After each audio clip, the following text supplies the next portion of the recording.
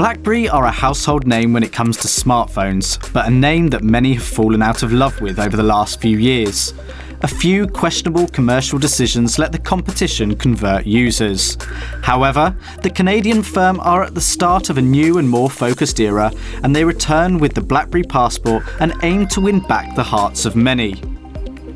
The Passport is an out-and-out powerhouse and is designed to impress.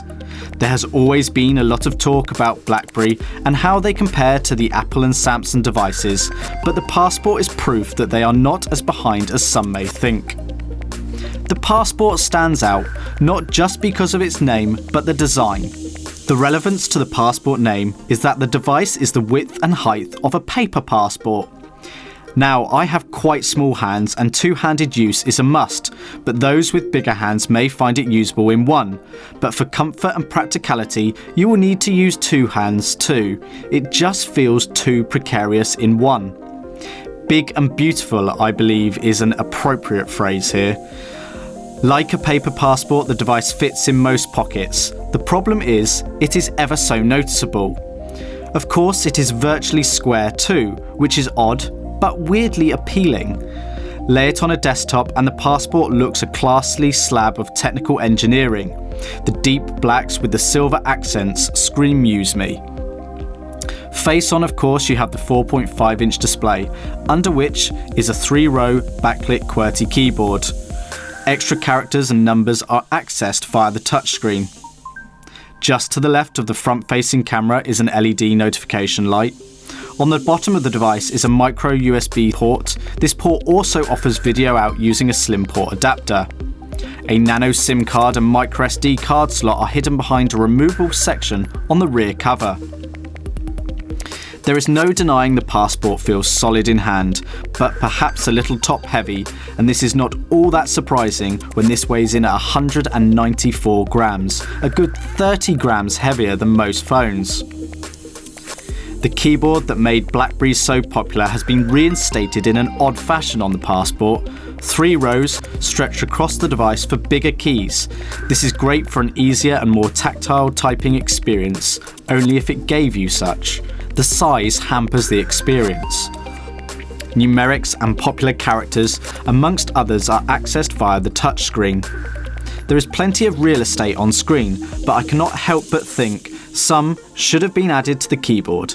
Either add in an extra line of keys, the Passport is big enough already, or add a function key to give each button 2 uses. The integrated touch element of the keyboard is really clever and has a purpose and works quite well. You just need to teach yourself to use it.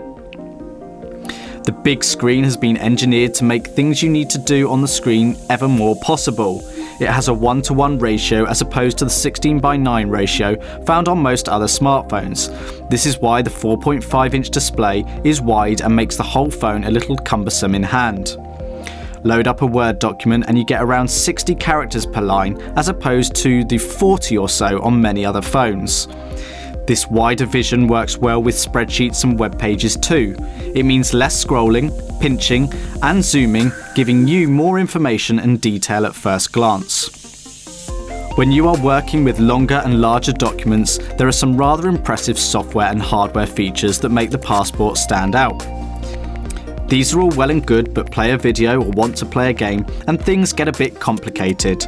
The size makes it very difficult to handle, and the screen ratio means black bars around video content, which kind of defeats the object of the increased size.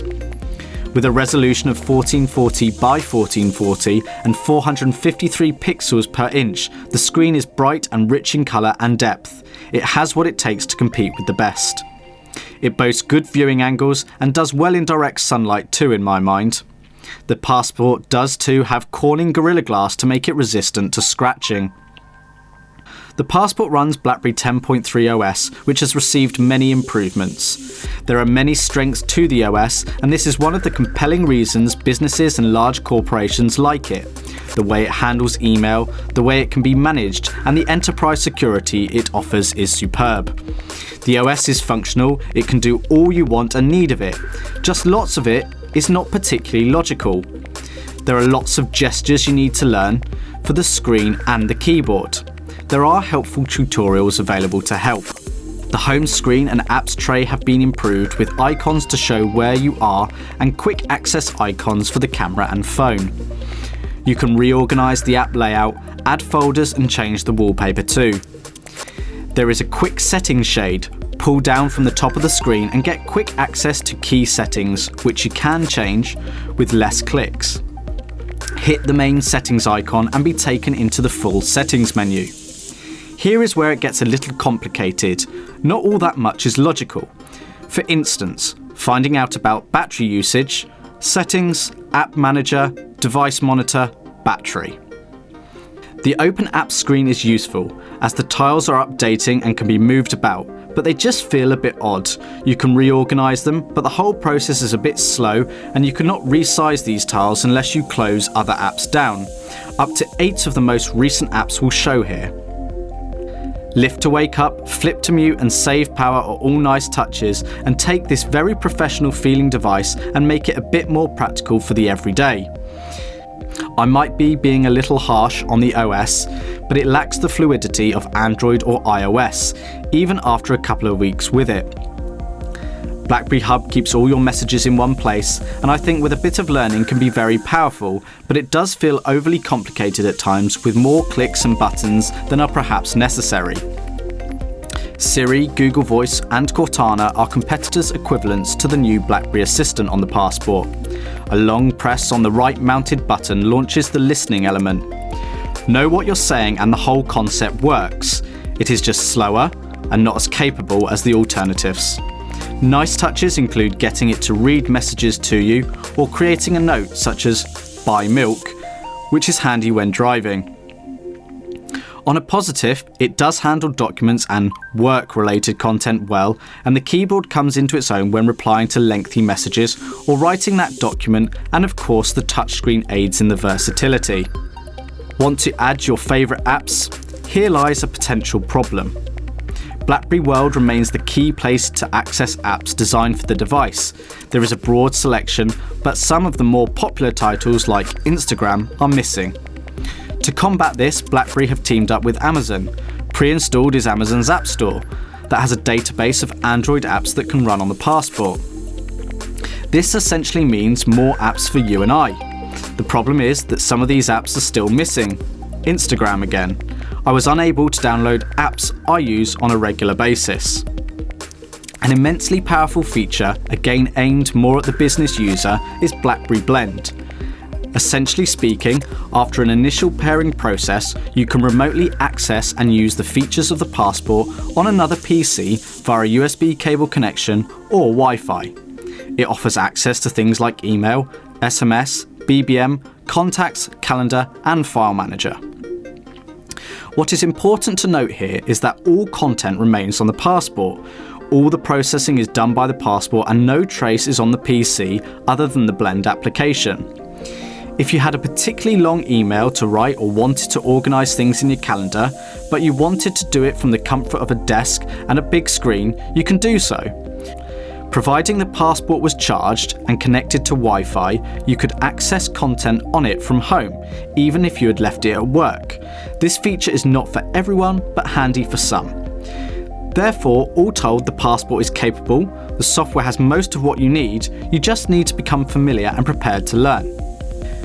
Built to get things done, the Passport has all the connections you need. There is video out via the micro USB using a slim port adapter, which is a bonus for some. 3.5mm headphone jack, Bluetooth, Wi-Fi, GPS, NFC, Miracast, 3G and 4G. Whether navigating from the office to a client, sending photos of a site to a colleague, or capturing video whilst on holiday, it is all possible. What more could you ask of it? Wireless charging perhaps? But with 2 days battery life, is this necessary? The call quality is superb, as is the audio recording and audio playback. A selection of microphones, 4 to be precise, intelligently pick up sounds and use amplification technology in real time and in relation to the environment and position of the phone to the ear to provide a dynamic and clear audio experience for both parties on a phone call. The principle behind this is to make it as close to a face-to-face audio experience as possible. Stereo speakers on the base of the device also pack quite a punch and do not distort too much at higher volumes and provide a clear and well-balanced sound with almost all music types. Packing a high-resolution camera into a phone is not always the answer to capture great images. It is a mix of the camera, lens, sensor, software and more. The Passport sports a 13-megapixel camera with optical image stabilization, and the results are actually very good. Some colours and warmth was lost in some images, and often the images had a darker tone than was the case at the point of capture. Whites were not blown out like they are on most cameras, with a darker tone which actually works in favour rather than the brighter, more saturated effect. But judge for yourself. The rear camera captures shots at 13 megapixels whilst the front-facing camera is set to 2 megapixels. Both these and video recording options offer 5 times digital zoom. You need to use pinch and zoom technique on screen to take advantage of this. There is the option to capture normal photos, time shift, burst and panorama. HDR and timer options are available, as well as different scene modes. During video recording, which is possible at 1080p at 60 frames per second, you can too capture still images and easily switch the video light on and off.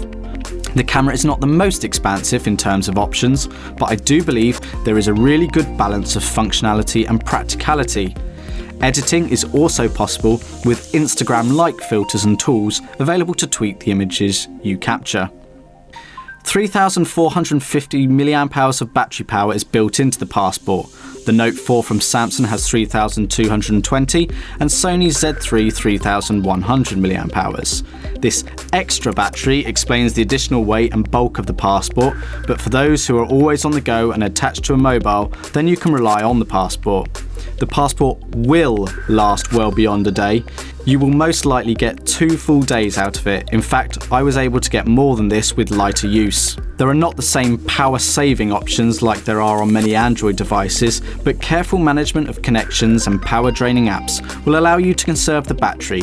There just isn't the button that shuts it all down for you.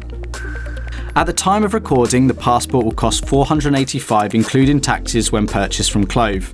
Take this cost over 24 months, consider how many hours a day you use it and how productive this helps you be, and I'm convinced the cost will be more justifiable. Thanks to the broad range of global connectivity options, the sheer processing power, capability and management tools, the Passport offers a lot for business users and large corporations.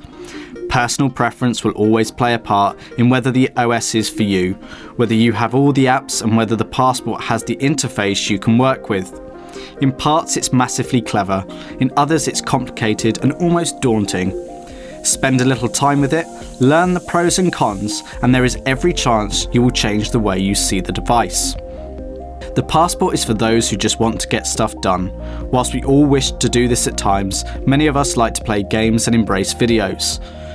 If I was on a business trip or conference, I would take the Passport. If I used a work phone and a personal phone, the Passport could easily become my work phone if I could get over the size issue. However, I use one phone for both, and for me, the Passport does not blend well into those two lifestyles. The size, slightly complicated OS and the app availability all play their part. That said, I've been impressed and warmed to BlackBerry again. BlackBerry Blend, the camera and the battery life are all very compelling, but not enough to switch. If you need a business device, are about getting stuff done and think you can cope with the unusual size, then the Passport may make you more productive. A not quite so wide version of the Passport with a classic BlackBerry keyboard is what I think it needs to win more of the power and consumer users back. But at the moment, the size and uniqueness of it makes it a bit of a Marmite phone. You will likely love it or hate it.